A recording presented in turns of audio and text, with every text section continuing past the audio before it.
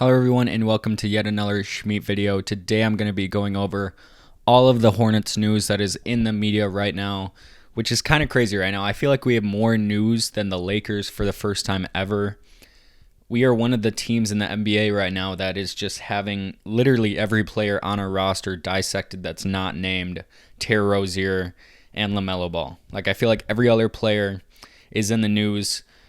Whether that's a good thing or a bad thing, we're going to go over it. Some things that have been in the news that I'm not really going to touch on is Montrezl Harrell getting in trouble with the law. That happened, I think, 2 weeks ago.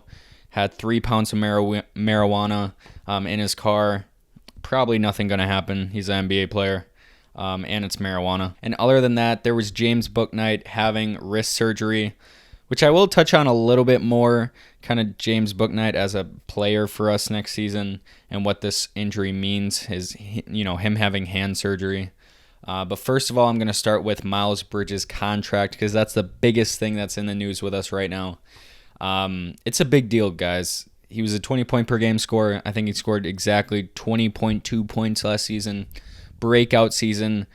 Should have been in the candidate for most improved from what he came from till now.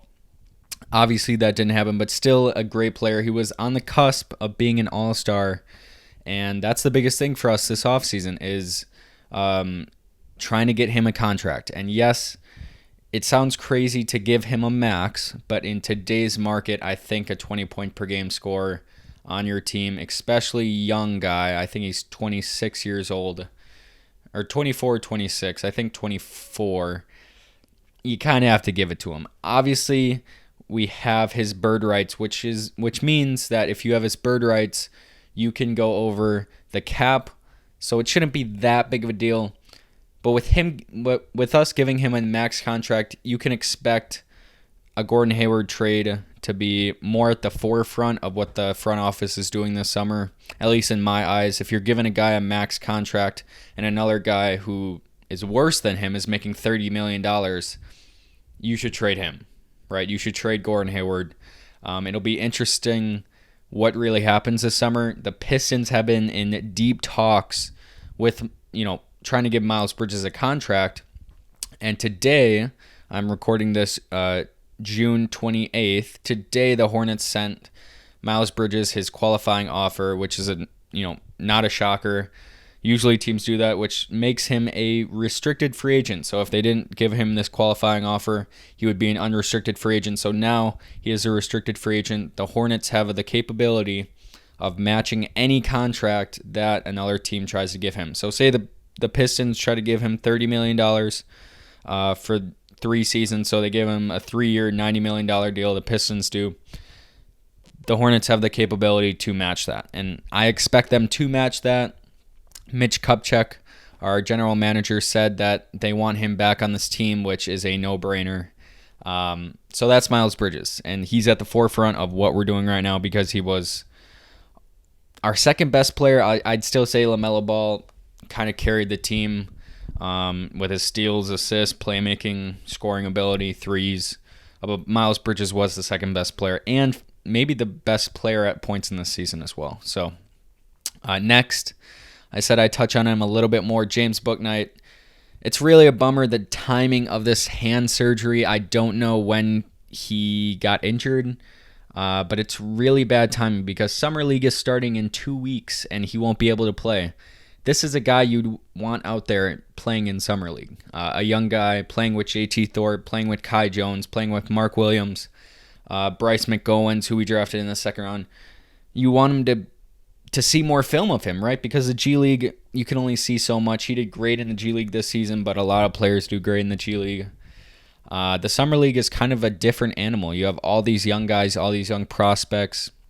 He's, going into his second year, so he should have dominated in this G League, and he's not going to be there. And I kind of wanted to touch more on him because it's really interesting what our rotations are going to be under Steve Clifford, because it's not James Borrego. I feel like James Borrego played him 5 games, played Kai Jones 5 games, and kind of just left it at that. Didn't really let them shine anymore, and obviously it's hard to with James Bouknight because you have LaMelo Ball, you have Terry Rozier. Those guys are way better as basketball players. Or right now in this moment, than a rookie James Bouknight, right?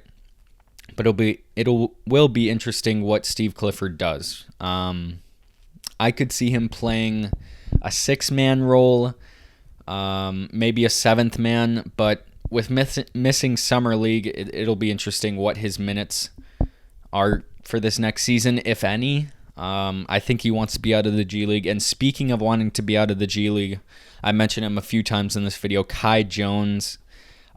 He came out with a podcast. He was on a podcast, rather, and he said he wants to be real this season. He wants to be on the team. He doesn't want to be in the G League, which as a second-year player, I think that's rightfully so. I think we drafted him 19th overall, and it'll be interesting with him as well because we drafted Mark Williams, who I think the front office is more high on currently. So do we give him those backup center minutes? I heard rumblings that we're re-signing Mason Plumlee. What do we do with Montrezl Harrell? And where does Kai Jones fit in with all those players? He's a freak athlete. Obviously, he's not the biggest player. Like size-wise, obviously he's 6'10", but like strength-wise, he's not the biggest player. So should we put him at that power forward position, give him backup power forward minutes when we do have PJ Washington there as well? I don't know. I think he ends up in the G League again. I think he's a two-way player right now. Maybe we trade him if we trade Gordon Hayward, and maybe a team wants a young player in Kai Jones as well. But that's Kai Jones. Talking about trades, for the 80th time in the last 4 to 5 off seasons, Miles Turner is in trade talks, and the Charlotte Hornets are quoted as one of the front runners for Miles Turner. It's getting old at this point. For at least the last 3 off seasons, this report has come out every single off season. Is there much validity to it? I'm not really sure, because it makes sense, right, to get Miles Turner. He's not a Rudy Gobert where you have to send 5 first-round picks and a big package for. It's Miles Turner, and it makes sense. So I don't know if they're going based on that or if there's actual talks in both front offices for Miles Turner. I don't know what it is. I think a lot of these articles is just that, oh, he's a center. The Charlotte Hornets need a center. This would make sense, and that's where they're getting it from. It seems kind of lazy now if that's what they're doing. I would want him on the team. I would give Mark Williams that backup center minutes and give Miles Turner that starting center minutes, and I think we have a great team. But I don't know if there's much validity to that. I guess we'll have to see. More trade talks. Russell Westbrook. I don't want him on the team. I don't. Even if we trade away, I see the reasoning with some Charlotte Hornets fans is that Gordon Hayward has 2 more years left making $30 million. Russell Westbrook only has 1 year making $47 million. We save, we save $13 million. But I don't want to deal with Russell Westbrook. I don't. I don't want that on my team. That takes away from LaMelo Ball's progression. That takes away from our young guys. That does not make us a better team. Even for that one season that we have Russell Westbrook. Obviously, he's a Jordan Brand guy, and MJ is our owner, so anything is really possible, I guess. But, yeah, it's interesting with that. 2 more points here. These don't matter quite as much, I guess, to make up our bench. This matters a lot. But the Hornets, as well as sending the qualifying offer for Miles Bridges, they also sent it for Cody Martin, making him a restricted free agent. And there are reports that the Lakers are interested, which makes a lot of sense. He is one of those glue guys. You saw it with Caleb Martin on the Miami Heat, that you can just plug him in, even in the playoffs, even in major minutes, and they will compete. They will play defense. They'll make mistakes, but they'll make up for their mistakes. Cody Martin is that type of player for us, and he makes sense on the Lakers as well. Since he is a restricted free agent, we gave him a $2.2 million qualifying offer. A team is probably going to try to pay him for $5 million. And will we match that? I'm not sure, especially if we give a max to Miles Bridges. But we have the bird rights to Cody Martin as well, I believe. So, yeah, very interesting. Final point here. The Hornets signed Brady Manick to the Summer League. Will we sign him to our G League team? I'm not sure. Can he be a ninth man off the bench? Maybe. He showed in March Madness he can stretch the floor.